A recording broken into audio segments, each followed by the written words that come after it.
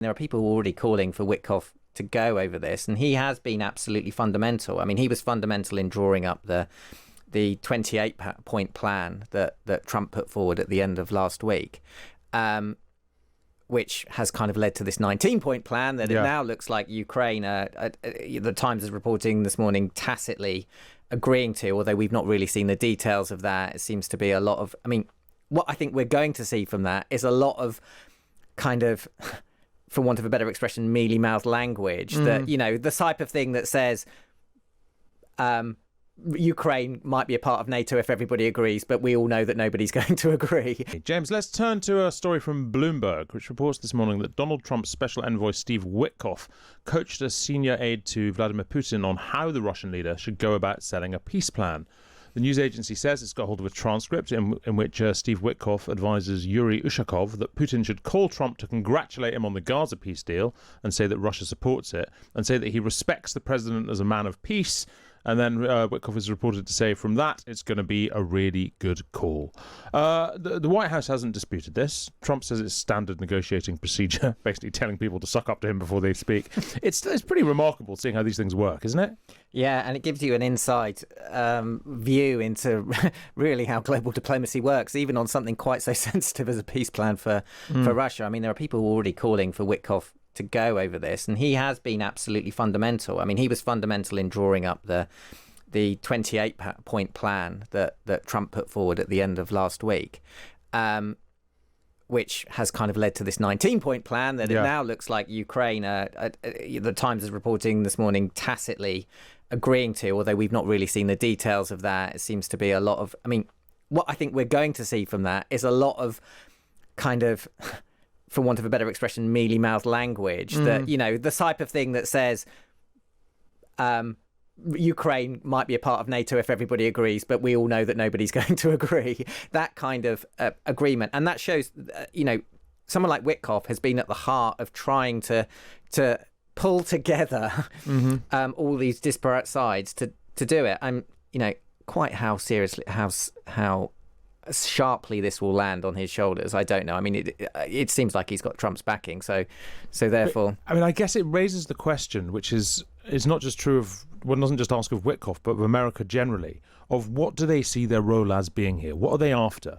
Are they after basically finding some way to sell to the world what Russia wants, or are they trying to find some way of selling to Russia what Europe and Ukraine wants? And a lot of people will fear the former, and this will not dispel that. Yeah, and there's quite clearly a lot of personal animosity between Trump and Zelensky. So is Trump's first route to try to have a bit of destabilization in Ukraine, get a peace deal, have elections, which is what Zelensky said he would always have if there were a peace deal, get Zelensky out and then maybe negotiate with somebody who might be more pro-Russia. This is the kind of difficult world that we're treading in at the moment. And if we're not quite sure what the motives of the Americans are, then it all becomes a little bit more veiled in uncertainty. Yeah, that's a polite way of putting it. How will Russia react? Let's get more on this from Simon Sarajin, who's director of Harvard's Russia Matters project. Hello, Simon. Hello. We were just hearing there from Malcolm Nance his concern that Russia is only going to be content when it's got its original objectives, when it's seized full control of large chunks of Ukrainian territory and essentially made sure that Ukraine cannot rely on Western forces. How do you think Russia is going to approach this later stage of the negotiations?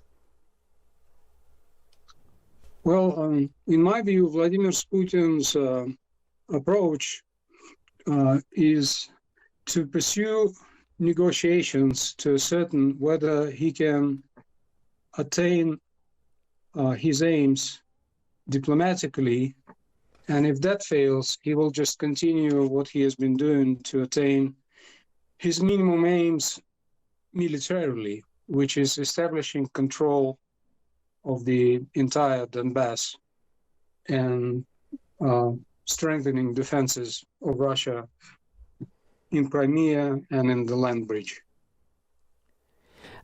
And if, as seems at least possible, we've heard that those 28 points have been whittled down to 19. If that doesn't satisfy President Putin, I mean, presumably he's going to be making that pretty clear to President Trump. I'm sorry, it's not a very good line, but as I understand, Vladimir Putin is keen on several points in whatever plan is presented. And the primary point is establishing control of the remainder of Donbass. That is Donetsk region, because Luhansk region is essentially all but controlled by Russia in its entirety. In doing so, he can achieve military aims, which is creating so-called buffer zone that he has spoken about, but also gaining enough ground on the ground to present what he has been doing as a victory to Russian people. Do you think, as many whether he can succeed in that? Sorry, go ahead. Do you share the concerns of many in Ukraine that President Trump is simply listening too much to President Putin? I think Ukrainians are right to think that Donald Trump doesn't really much care how this is resolved, as long as it's resolved. I remember a senior U.S. diplomat saying to parties to the conflict in Bosnia that the United States has no position on who controls what part of this land, as long as the conflict is resolved. So that's, in Donald Trump's view, a good outcome. Whether his view can be changed on that by Ukrainians or someone else, fundamentally, I think not, because he acts as he sees U.S. national interest. But in terms of tactics and certain episodes, his opinion can be changed. Ukrainians changed his opinion, but so did Russians when they met him. So do you think he's right to be optimistic now that a deal can be reached? I'm sorry, that's not a very good line. Do you think? Can you repeat the question? Do you think President Trump is right to be optimistic that a deal can be reached, or do you think Russia is going to reject this latest plan? I think, judging from the reaction by Sergei Lavrov, chances are not very high, but it's not impossible. Because the ultimate decision maker is Vladimir Putin, and he hasn't spoken on this particular 19-point plan. He did say that the 28-point plan could form a basis for a peace agreement. But that plan had things put in it that met his demands. The 19-point plan, as I understand it, has several, has either inherited or has added on several clauses that he will find difficult to accept.